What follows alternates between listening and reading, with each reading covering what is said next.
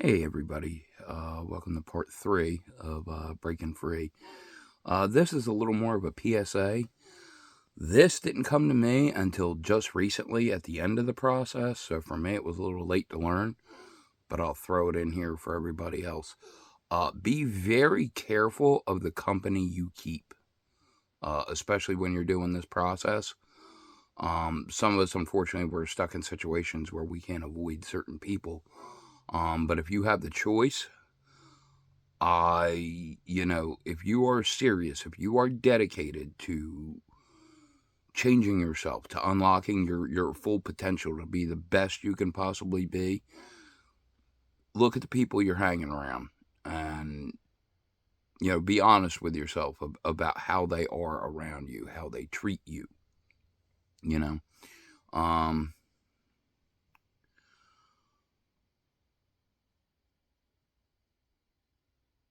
that was like an ongoing thing for me. Like the process that just took me 4 years, I'm pretty sure I could have done it in one or less, if it wasn't simply for this factor.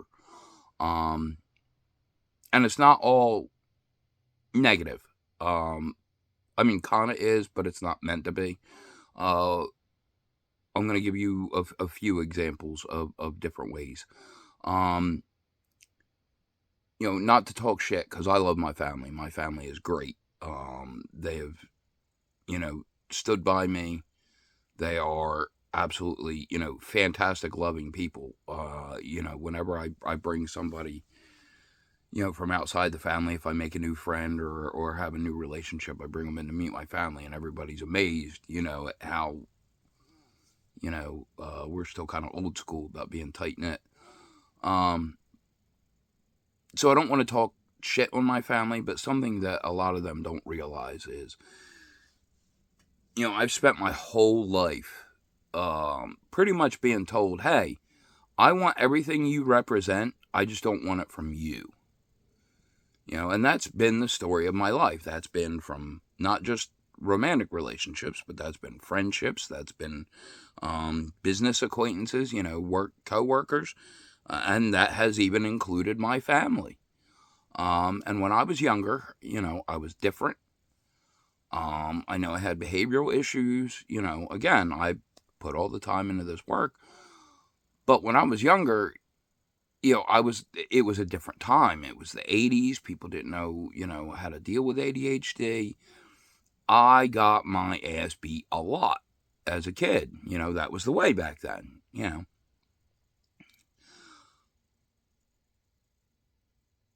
And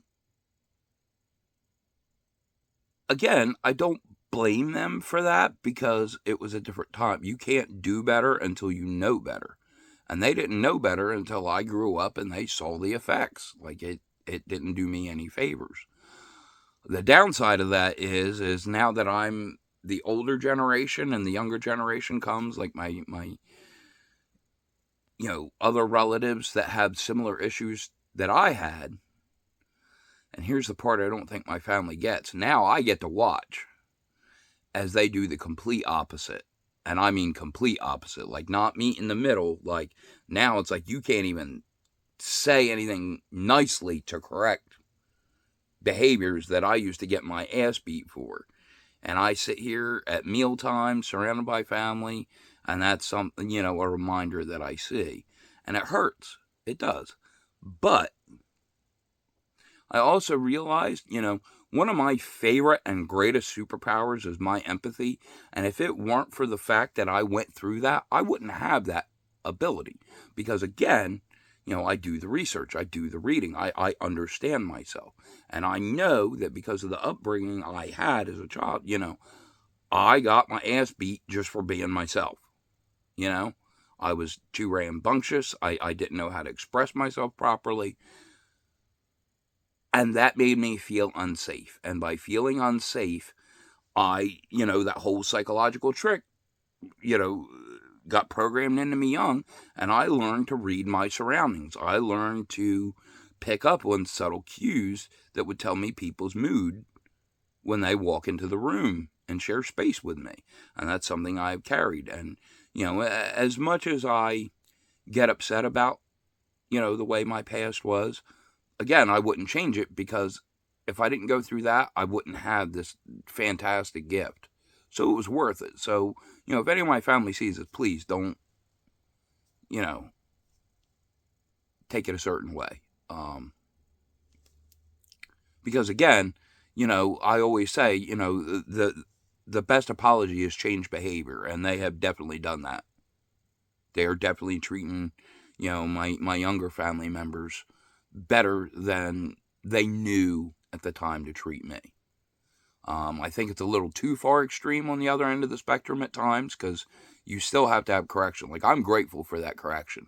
I'm not grateful for, how it went about, but I couldn't be who I am now if it wasn't for that correction. So that's something to factor in. Some people are quick in this day and age to judge and say, oh no, your family's toxic, get away from them. Look, we're all human and we all make mistakes, and you got to have that grace. And again, my family is full of love, absolutely. Like, even with that rough childhood, because I know a lot of that, I was the problem. But again, I was a child rather than being directed to fix the problem. Anyway, I digress. And it's a good example, too, of how to look at your perception, because if you are in a situation where you can't get away from the person that makes you feel a certain way, that right there is a good example of how to change your perspective so it's not as bad. Definitely, if you have a romantic partner, and again, I'm not here to talk shit, but I am here to talk real. My ex was the type that when I said I needed an encouraging word, I wouldn't get it. But when I was in a heap, broken down, just trying to keep myself together, they would constantly come to me needing validation. So here I am trying to rebuild my shattered pieces, and it's, oh, well, you don't show me enough that you love me. You don't give me enough attention. You don't do this for me. You don't do that for me. And you're sitting here, this wreck. Like, again, I had multiple heart attacks. I wasn't working. I already felt horrible about myself. And then I was surrounded by that constantly. That's no good. I'm not saying you have to break up with them, but you have to take a break and get away from that kind of stuff if you're trying to do this seriously. And if you do it successfully, when you're done, you won't want to go back.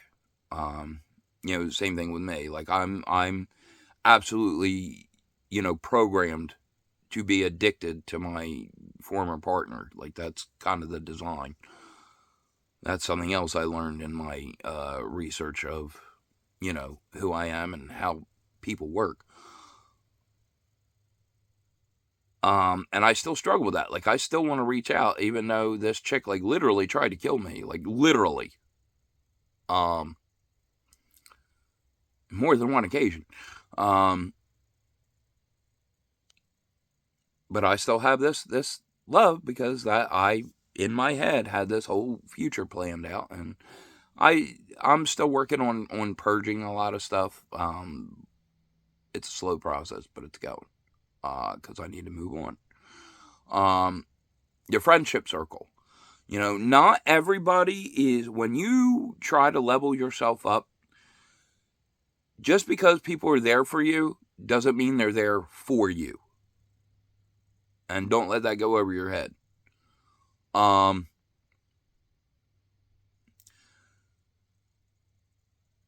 you start to level yourself up, you generally get one of two reactions from people. They either love it, they're drawn to it, like they see the changes that you're making, or they see something in you making changes and it makes them project because they want what you're doing, but they don't want to have to do what you're doing. And they're going to want to, kind of take jabs and tear you down for that.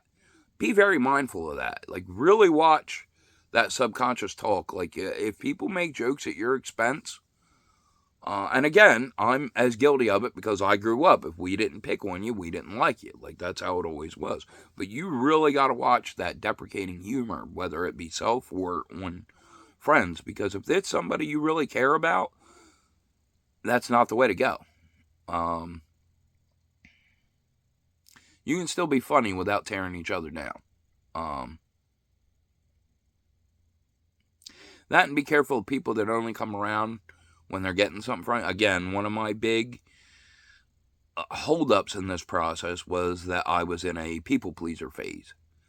And I would deny myself in order to please others, looking for that validation that wasn't coming because I was being used, not actually appreciated. So yeah, the people around you are very important for this process. Get the distance the way you need to, but take it seriously. It will change your whole outlook. Since I've had my transformation, I guess you could say, my social circle has shrank considerably, and it wasn't that big to begin with. I think I can count on, one hand the amount of people that have been checking in on me in the last couple weeks, with everything going on. And that's cool, because again, I'm too busy chasing dreams to chase people at this point. Now that I'm out of my funk, and I'm still like flabbergasted. Like, I realized what I actually went through, and not only the fact that I survived, but I came out like this, put together on the other end of it. Like, that is amazing. Like, not to toot my own horn, but that is something to be very impressed by. So I am, I'm very happy and proud of myself, but I also know, I have to continue, and I can't let the ego get in the way, because as soon as I let the ego get in the way, all this work that I've done gets undone until I fix that. And I'm a Leo. I got a big problem with ego. So, again, it's not a perfect thing. You have to keep going at it, There's always going to be a blind spot. And sometimes you need people to point out your blind spots so you know what to work on. But other times you need to let people alone and grow quietly, and then just reveal yourself when it's done.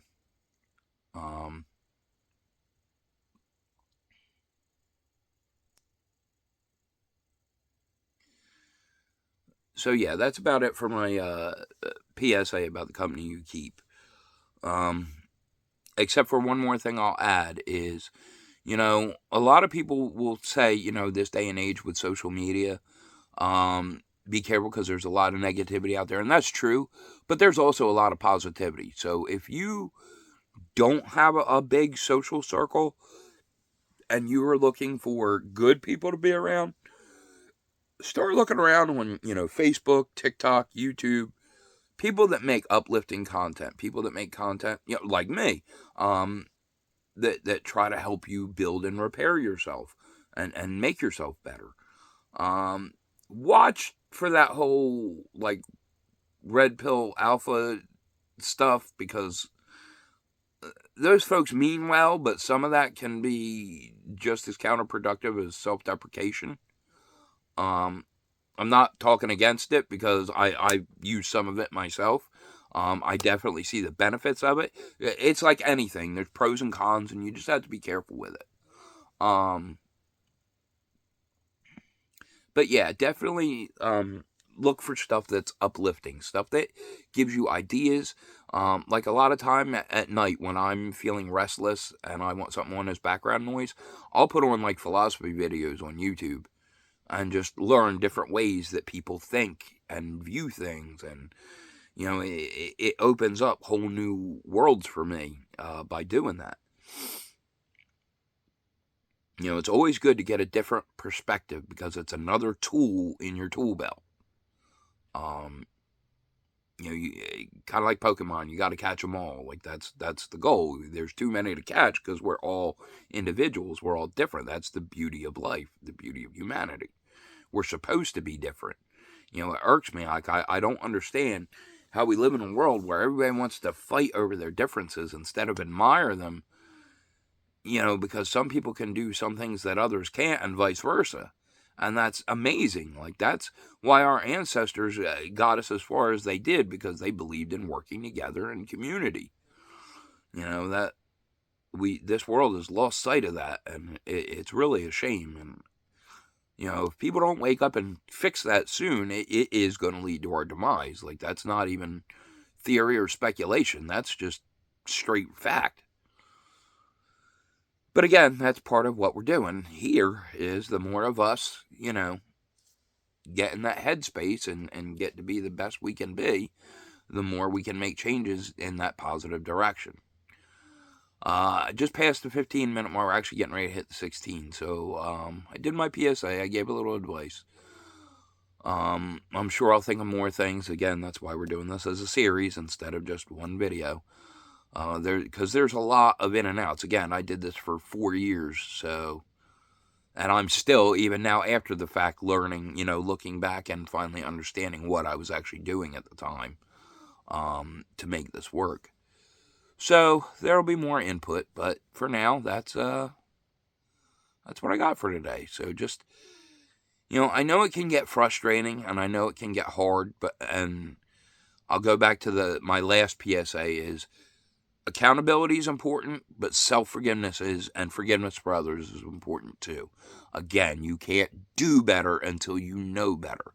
You can't hold a grudge for people that didn't do better because they didn't know better. Again, this is how it all works. It ties back together to earlier with the family. People make mistakes. People deserve grace, just like you're asking for grace for your mistakes. The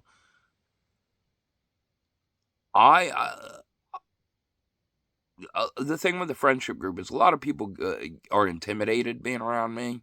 Again, because of that fact that I'm constantly trying to improve myself, and I do like to show, my progress when people are around me.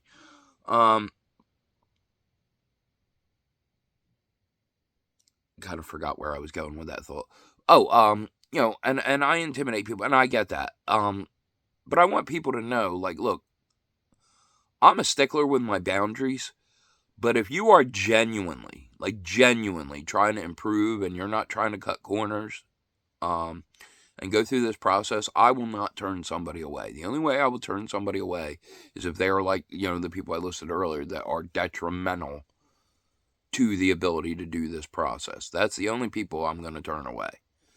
So, feel free to reach out. I just come correct, and correct means respectfully.